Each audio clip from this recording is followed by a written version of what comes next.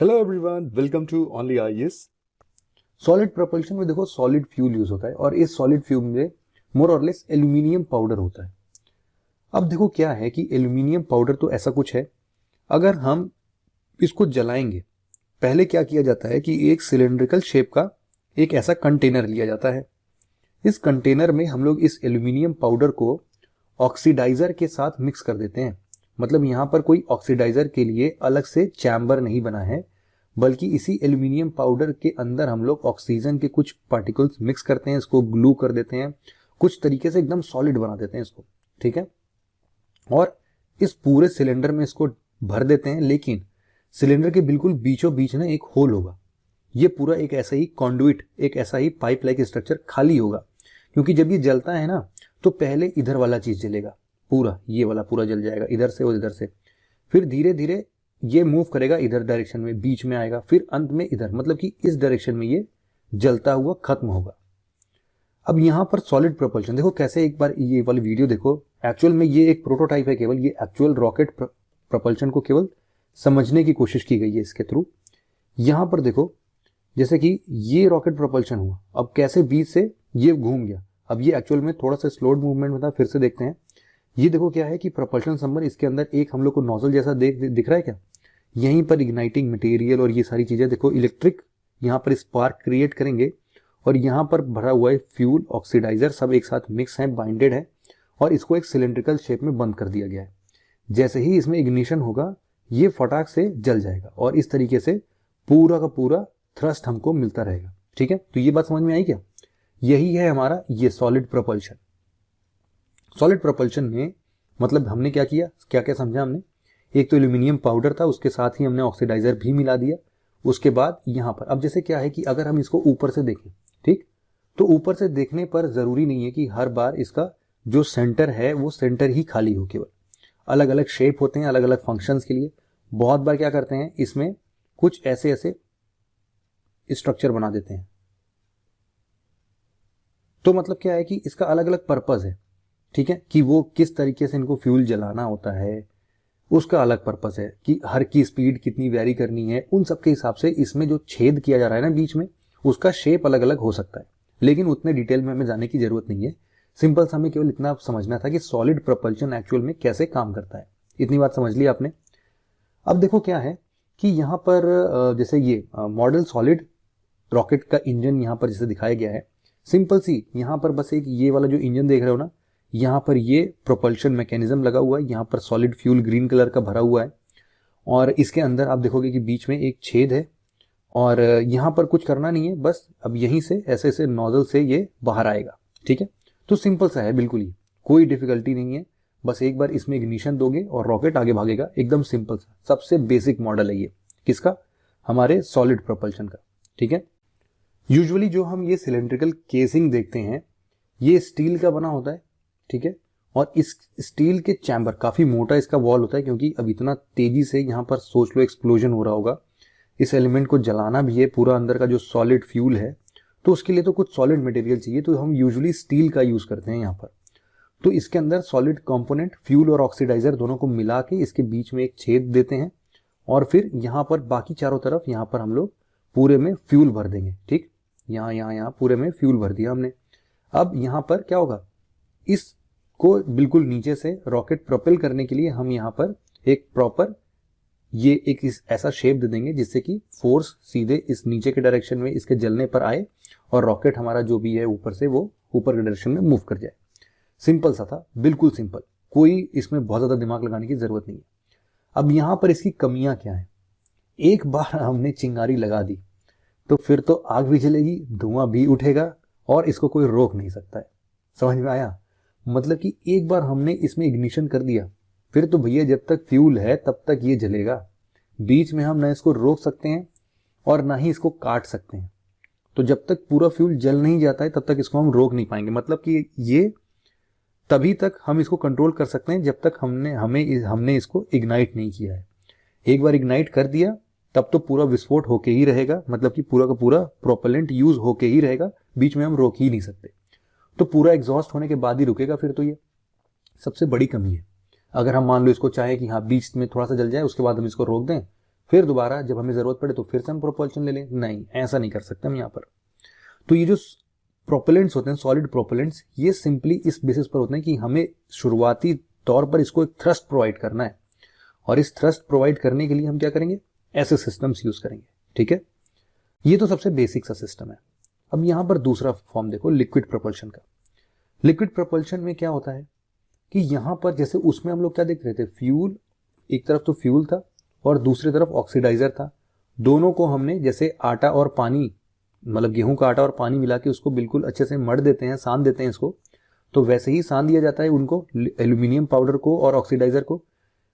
वो solid propulsion होगा। लेकिन यहाँ पर लिक्विड प्रोपल्शन में क्या होगा कि हमें फ्यूल का टैंक अलग रखना पड़ेगा और ऑक्सीडाइजर का टैंक अलग रखना पड़ेगा। यहाँ पर जो फ्यूल होता है ये बेसिकली हाइड्रोकार्बन्स यूज होते हैं, या फिर ऐसे कुछ हम लोग लिक्विड हाइड्रोजन वगैरह यूज कर सकते हैं। तो यहाँ पर जो मिसाइल होगा ना हमारा, या फिर जो हमारा इस पूरा सैटेलाइट वाला सिस्टम है, जो हमारा लॉन्च व्हीकल बोल दो, कुछ भी बोल दो, इसमें क्या होता है, जैसे कि हम अभी शुरुआत वाली इमेज में डिस्कस कर रहे थे कि यहाँ पर कुछ पंप्स लगे होते हैं, वॉल्व लगा होता है। बहुत ही संभल के हमको इसको एकदम लिमिटेड अमाउंट में ऑक्सीडाइजर और लिमिटेड अमाउंट में फ्यूल टैंक को इनपुट देना होता है। यहीं पर इसको माचिस लगाया जाता है और फिर ये प्रोपेल करके ये पूरा बाहर की तरफ फोर्स लगाना स्टार्ट कर देता है।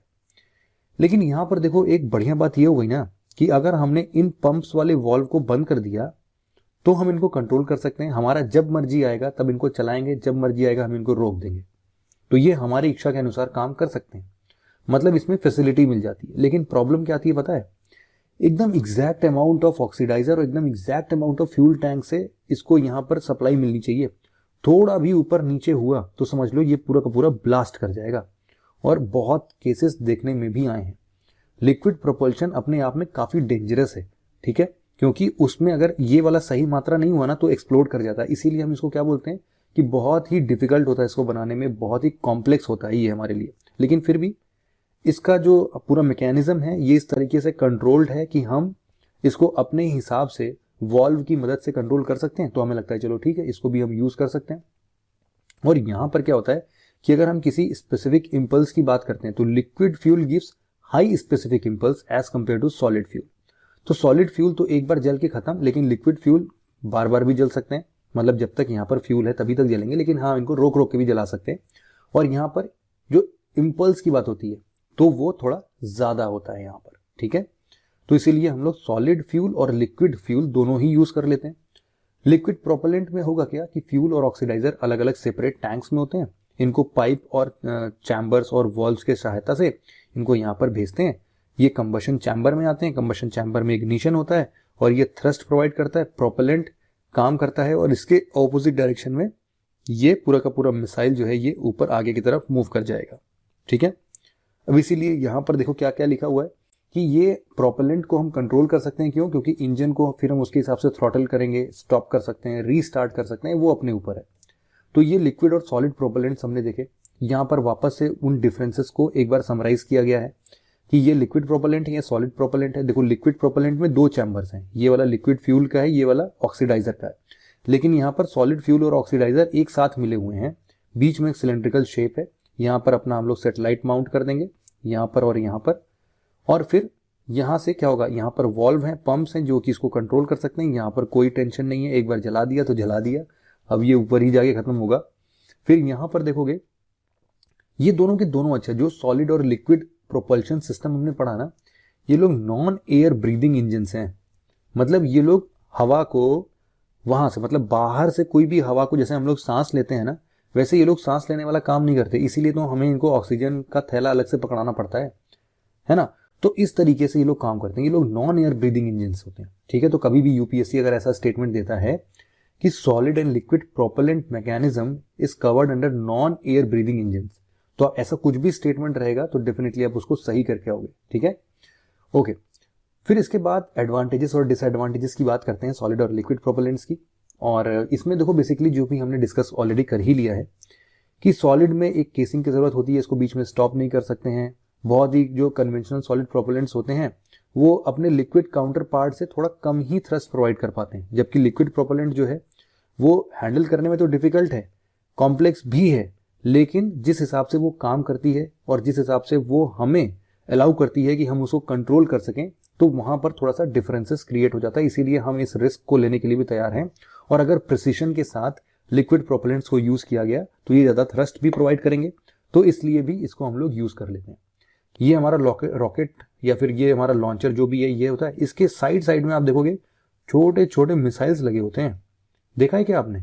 जैसे हमारे जो पोलर सैटेलाइट लॉन्चिंग व्हीकल है या फिर जियो सिंक्रोनस लॉन्च व्हीकल है, जियो सिंक्रोनस सैटेलाइट लॉन्च व्हीकल, तो GSLV या फिर PSLV जो भी हैं हमारे, इन सब जगहों पर आप देखोगे ना कि ऐसे अलग से जो मिसाइल्स नुमा ऐसे चीजें लगी होती है ना, यही वो चीज होती है जो कि सॉलिड और लिक्विड प्रोपेलेंट वाले हिसाब किताब बनाते हैं। अब देखो क्या होता है यहाँ पर सॉलिड और लिक्विड प्रोपेलेंट। तो सॉलिड का क्या मतलब है?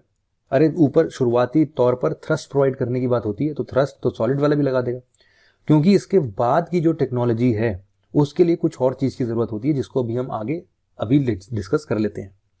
तो यहाँ पर PSLV और इन सब जगहों पर हम इन सॉलिड और लिक्विड प्रोपेलेंट्स का आसानी से यूज करते हैं, दोनों को कॉम्बिनेशन में यूज करते हैं, इसीलिए ये हाइब्रिड प्रोपल्शन आता है।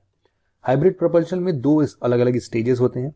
सबसे पहला स्टेज जो होता है वो सॉलिड प्रोपल्शन का होता है, दूसरा स्टेज लिक्विड प्रोपल्शन का होता है।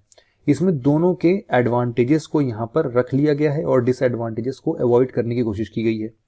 इसमें ऐसा है कि एक बार हम चाहें तो इसको थोड़ा बंद भी कर सकते हैं, चला भी सकते हैं, और इवन जो यहाँ पर सॉलिड फ्यूल जो बिल्कुल सिंपल स्ट्रक्चर में हमें देखने को मिल रहा था, उसको भी हम लोग इजीली देख सकते हैं, पढ़ सकते हैं, मतलब सॉरी पढ़ सकते हैं कह रहा हूँ, इसको भी हम लोग आराम से यूज कर सकते हैं। ठीक है, तो दोनों के कॉम्बिनेशन को हम लोग हाइब्रिड प्रोपल्शन बोलेंगे। आज के लेक्चर को यहीं पर एंड करते हैं। Thank you very much for listening it very patiently friends. Have a nice day.